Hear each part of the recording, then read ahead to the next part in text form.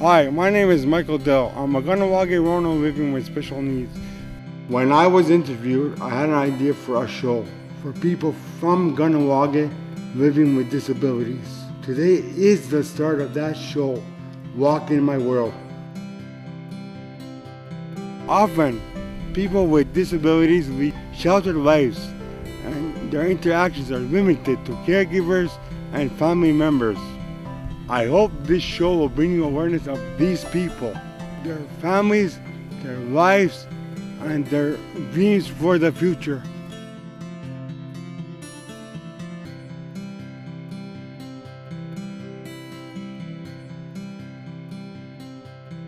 Welcome to another episode of Walk in My World. Today I'm sitting with some students from Ganawagi Survival School, and we're just going to have a chat about accessibility in Ganawagi. Welcome, guys, and thank you for appearing on Walk in My World.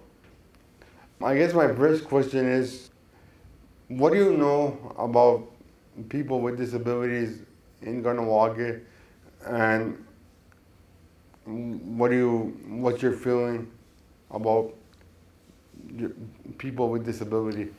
Well, for me, I think people with disability are like everyone else, except they're special in their own little way, but basically they're like everybody else. That's how I see it. Yeah, thank you. The next one?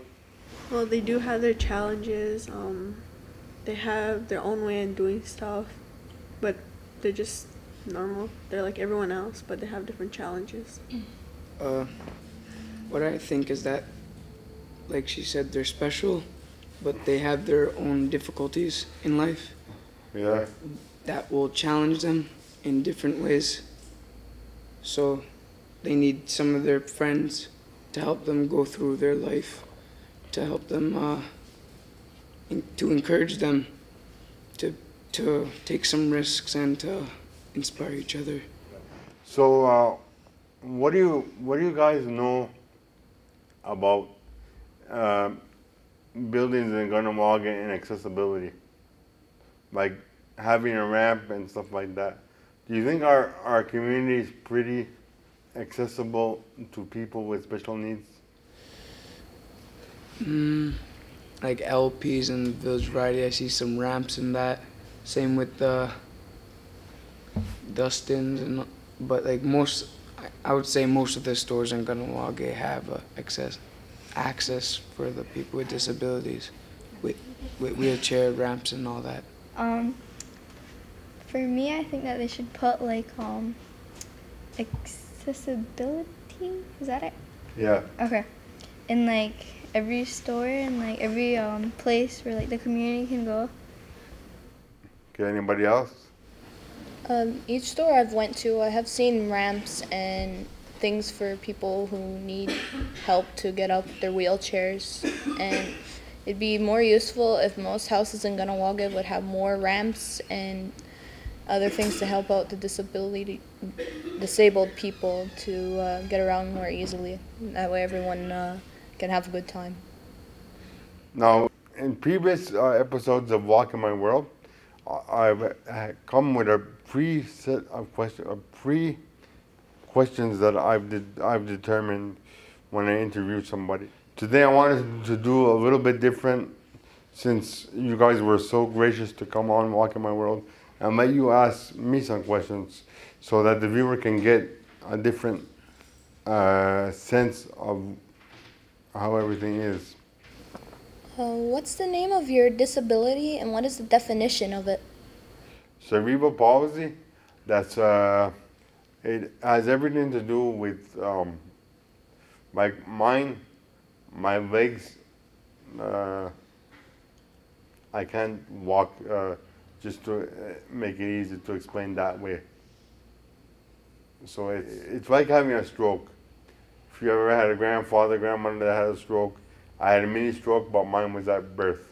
When you were younger, how was the experience, and like what were the challenges in your life as a kid? When I was younger, I never had a chance to go to school in the community. I had to go on a bus and go over to Montreal the schools weren't really accessible, and I needed too much physiotherapy for my body. And at the time, there was nobody in the community that was trained to do that. So that's why I couldn't go here in Ganawage. I have a question. How do you feel about going to a different school than everybody else? How did I feel about going to a different school? For my culture and my language, I felt like there was a piece of my life missing. And, you can't, when you're younger, when you're older, you can't bring back what you've missed. So, it, it bothered me. Yeah. But going outside, I was always treated with respect because they knew I was from the community of Ganawage, and they always treated me like they didn't treat me any different. Being disability, does it affect your learning or? In a sense, yeah, because because of all my limitations, I can't do things at a normal pace like you guys would do in your normal high school day. I would need a lot of help and stuff like that to do those kind of things. But with technology, the way it's advanced, it's kind of helped in a sense. Anybody else? Yeah, like how you said you went to Montreal and that. Did you make lots of friends, and how was it more different and challenging than the community's learning? Well, because when you leave your community for the day, you're leaving part of your community behind, so you don't really get to experience the community flavor, I guess. You don't really get to connect with your peers the way that you guys connect at lunch hour, recess. Yeah, I'm connecting with my peers. I was connecting with my peers, but they're not native. They're not native, and I have a lot of non-native friends, and I don't regret that. But when I should have been in my community, there was no service here. And it's a little bit harder when you're 39 to start making friends that are non-disabled, because I don't know if you've heard of Young Adults program. We have that, and we're only a small circle of friends, but our friends are all disabled again. So, through the show and stuff like that, I've made different connections. So. How did you start Walking My World? I started Walking My World because I seen there was a need in the community that needed to be filled. And I started on a promise made to a friend. She's no longer living anymore. She's in the spirit world. She asked me before she died, when I'm gone, can you continue my work in whatever way you choose? So that's why I started this show. And it's been going for 3 years. It was challenging for me to do that because I had to learn everything about TV and stuff like that. It wasn't easy for me in the very beginning, but now it's A piece of cake. well, yeah, I would say a piece of cake, but in the beginning it wasn't that easy. Yeah. It was challenging for me because I had to include my limitations around the TVs, what the TV expected of me. Can you name some of the most difficult challenges that you had during your life so far? During my life so far, cerebral palsy doesn't really change physically. It maintains where it's at. So the main thing that I have to watch is that I'm just staying healthy and stuff like that. And if there's any kind of change, then I have to check in with whoever I have to check in with to correct it. When you have a physical disability, there's a lot of sometimes specialists that you have to check in with, doctor, physiotherapist, OT, and those are special people that help you in your life to live your life. They make it easier. A lot of people can say that they can try and understand what it's like to have a disability, but truly they can't. What is it like having a disability from your eyes and point of view? It's not easy, but I've lived with it all my life, and I tell people, I live it, I breathe it, I taste it, and I accept it. So this is the way the Creator put me here. This is the way the Creator is going to take me out of here. There are some days, yeah, I would have loved to, take it for granted. People take it for granted when they can get up and walk and go to, I don't know, you guys like to go shopping? See, that's something that I have to prearrange with my mom, for example. She has to put time on the side of her day to go and do that. Where you guys can just, I don't know, take a taxi or take a bus and just go. That's a lot of planning for me. The smallest little things where you guys don't have to think about it, I have to think about it. If I'm going to something, I always have to pre-plan. And for you guys, you're lucky. You don't have to pre-plan, really. Does it frustrate you sometimes? What do you mean? Like, you're saying how you have to prearrange everything. Does it, like, kind of frustrate you? That I can't just get up and go? Yeah. Yes, but you learn to accept it. Yeah. You have to have a good, strong family network to kind of say, well, I'm going to help you. Yeah. And this and that. People think that I want pity. Well, I don't want pity. But I want people to understand what it takes to have a disability and to live. Because people take it for granted.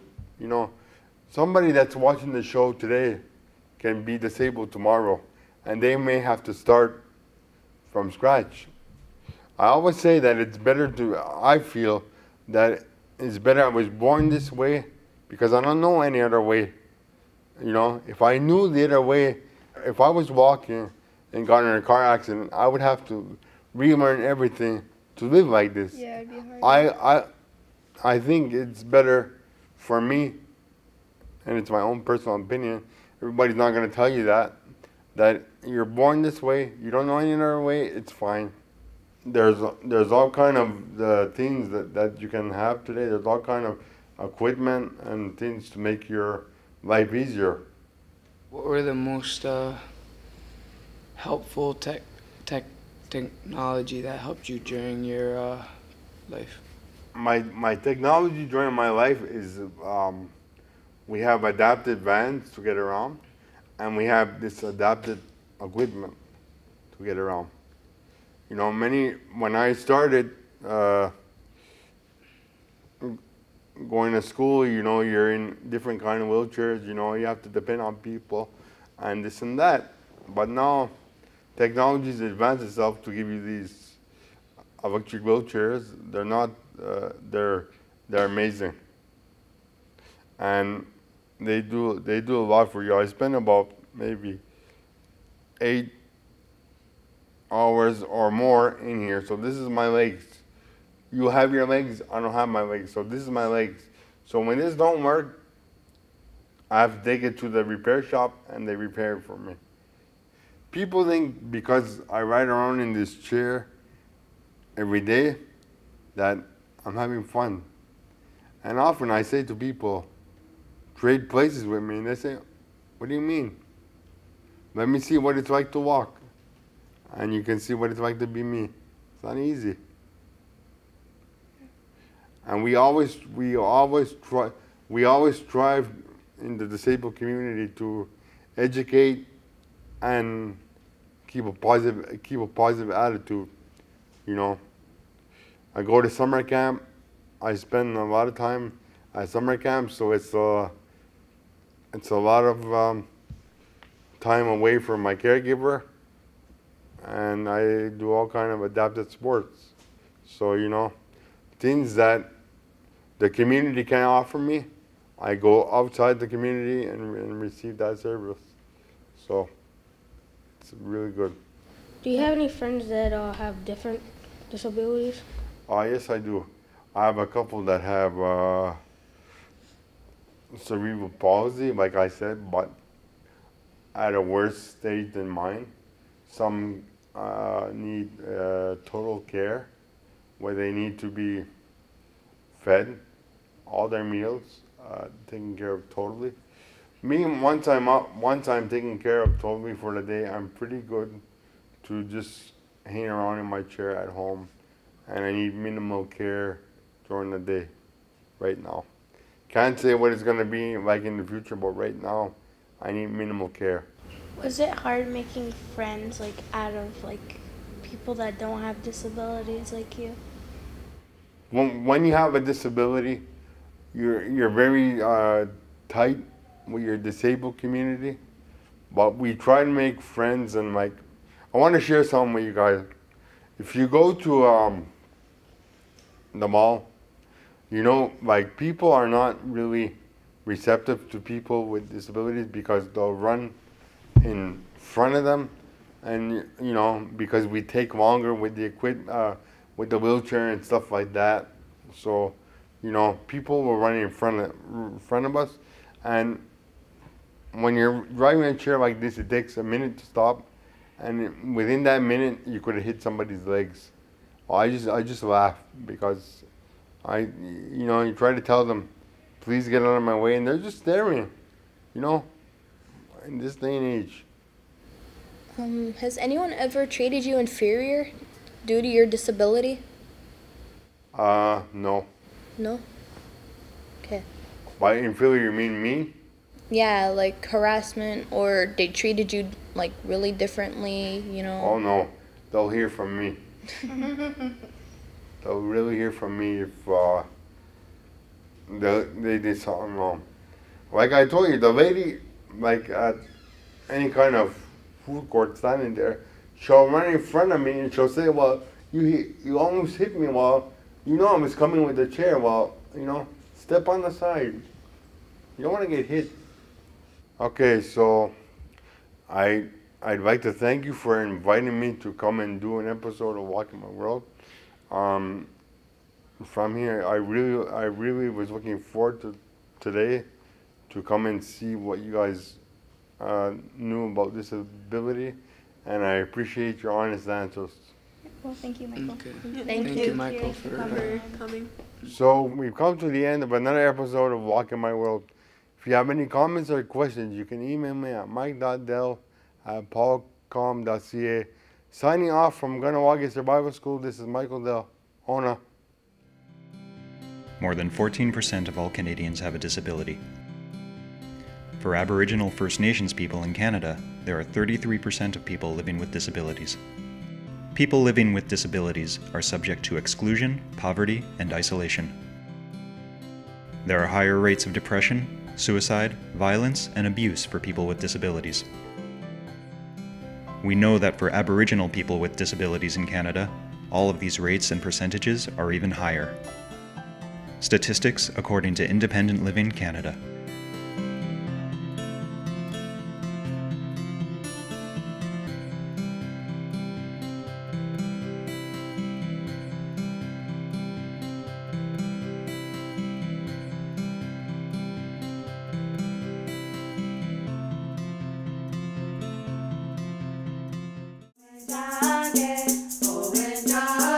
Kanya ke haga tadi adaras te kayerniga hiadu zewaderoru.